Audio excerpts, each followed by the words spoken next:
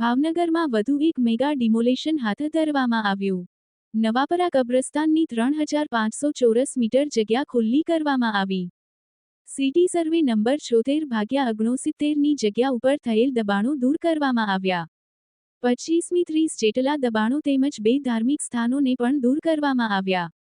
2003માં આ સરકારી જમીન ઉપર દબાણો હટાવવામાં આવ્યા હતા. ત્યારબાદ વખતો વખત આ જગ્યા ઉપર ફરી દબાણો કરવામાં આવ્યા હતા.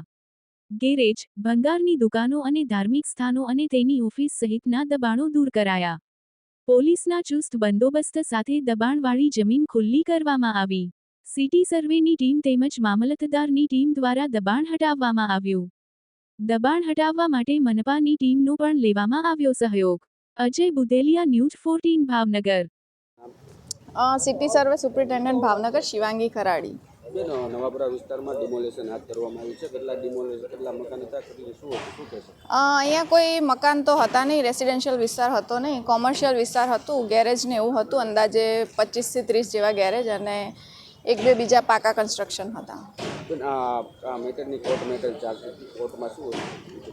કોર્ટમાંથી હજી કંઈ નિર્ણય થયો નથી અને કોઈ પણ પ્રકારનો અત્યાર સુધી સ્ટે આપેલો નથી કોર્ટે, એટલે અમે લોકોએ દબાણની કાર્યવાહી હાથ ધરી છે. અત્યારે આ જમીન શ્રી સરકારની અંડરમાં બોલે છે.